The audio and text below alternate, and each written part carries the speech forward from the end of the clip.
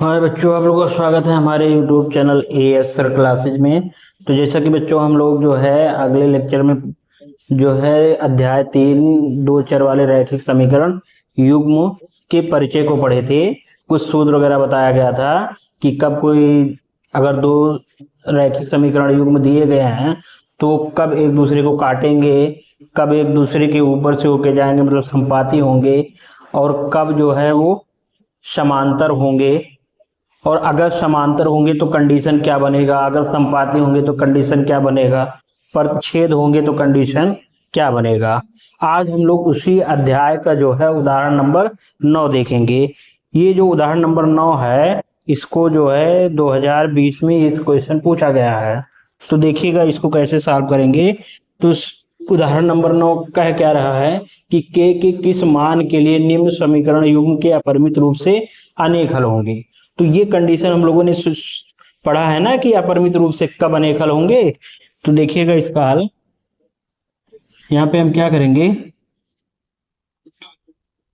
जो समीकरण दिया है उसको लिखेंगे के एक्स प्लस 3y माइनस के माइनस 3 बराबर 0। ये समीकरण नंबर 1 हो जाएगा। दूसरा 12x प्लस के वाई माइनस के बराबर 0, ये समीकरण नंबर 2 हो जाएगा। यहाँ पे आप लिख सकते हो कि उपरोक्त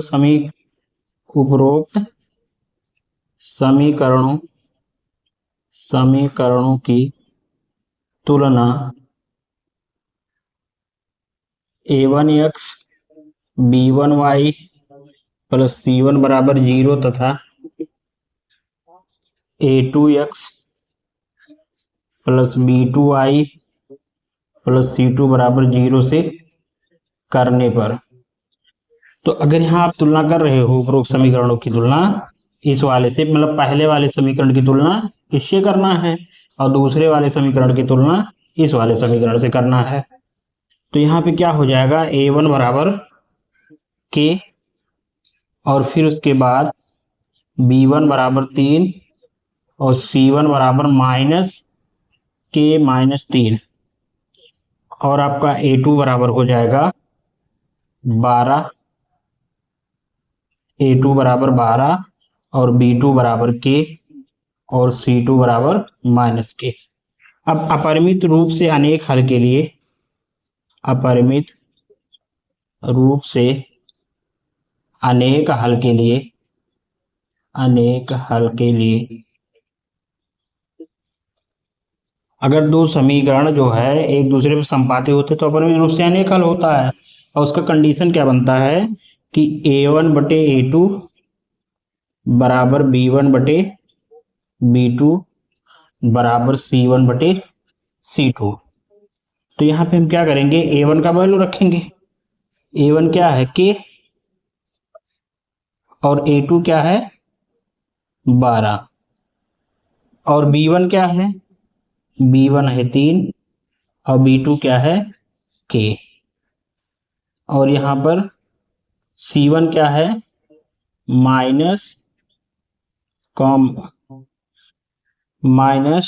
के माइनस 3 और यहाँ पे माइनस के। तो अब इसमें से कोई दो की तुलना कर ली जाए। तो दो की तुलना हम कौन से कर लें,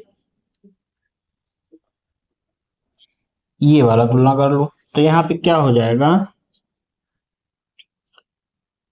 के बटे 12 बराबर 3 बटे के। तो के इधर आ जाएगा तो के स्क्वायर बराबर 36। तो के का वैल्यू क्या आएगा प्लस माइनस 6, प्लस माइनस 6 केवल लिख लो। तो ये आपका आंसर हो जाएगा। ठीक है, तो आप जो है के बराबर 6 के लिए ये दोनों समीकरण युग्म जो है इसके अपरिमित रूप से अनेक हल होंगे। ठीक है, तो ये था आपका उदाहरण। अब इसके बाद देखिएगा दूसरा क्वेश्चन या दूसरा उदाहरण, 10वां उदाहरण हम लोग देखेंगे। तो 10वें उदाहरण में इसने क्या पूछ रखा है, ये भी क्वेश्चन आपका आ चुका है 2020 में। तो इसमें पूछ रहा है कि P के किन मानों के लिए निम्न समीकरण के युग्मों का अद्वितीय हल है। तो अब की बार क्या पूछा है बच्चों, अद्वितीय हल। इसके पहले क्या पूछा था, अपरिमित रूप से अनेक हल। तो ये भी कंडीशन हम लोग पढ़ चुके हैं कि कब अद्वितीय हल होगा। तो यहाँ पे देखिएगा कैसे साफ करेंगे। तो ये आपका हो जाएगा 4x plus P Y plus 8 बराबर 0, समीकरण 1 होगा। दूसरा 2x प्लस 2y प्लस 2 बराबर 0, ये दूसरा समीकरण होगा। और समीकरण 1 से हमें क्या मिल जाएगा, a1 समीकरण 1 से लेंगे तो a1 बराबर 4, b1 बराबर p और c1 बराबर 8, ये होगा।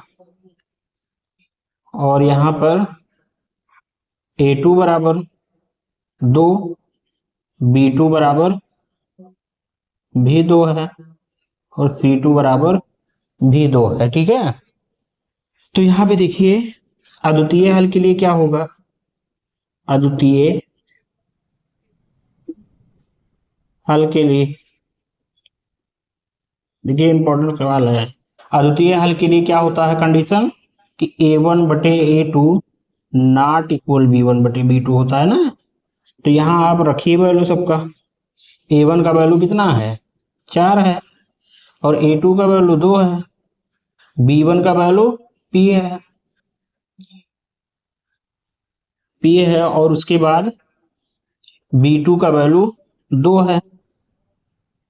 तो यहाँ ध्यान दो कि ये 2 से 2 तो कैंसिल हो जाएगा, तो p नॉट इक्वल 4, यानी p बराबर 4 के लिए ये अद्वितीय हल नहीं देगा। बाकी आप किसी भी के लिए अतः यहां हम कह सकते हैं कि अतः p बराबर 4 के लिए या 4 के अतिरिक्त, p बराबर 4 के अतिरिक्त सभी मानों के लिए समीकरण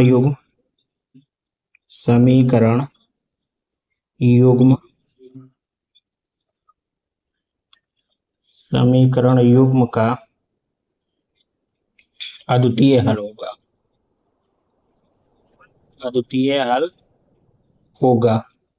तो देखो यहाँ पे हमें क्या करना है, इसमें क्या पूछ रखा था इसने कि p के किन मानों के लिए निम्न समीकरण युग्मों के का अद्वितीय हल होगा। तो यहाँ पे जब हमने हल किया इसको, तो यहाँ पे हमारा क्या आया कि p नॉट इक्वल 4, मतलब p का मान अगर 4 ना हो तो इसके अद्वितीय हल होंगे। तो अगर p बराबर 4 के अतिरिक्त कोई भी मान रखो p का, तो सबके लिए इसका अद्वितीय हल प्राप्त होगा। ठीक है, तो ये हो गया। अब उसके बाद जो है एक क्वेश्चन और देखेंगे।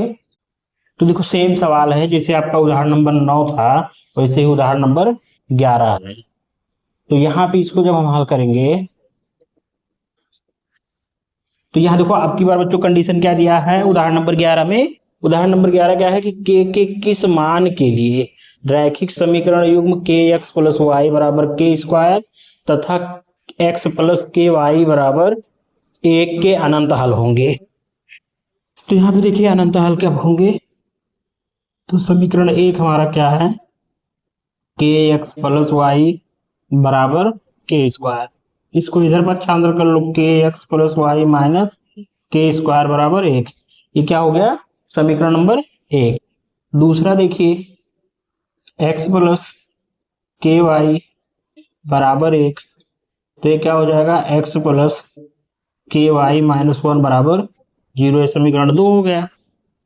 अब यहाँ पे देखिए समीकरण 1 तथा 2 से,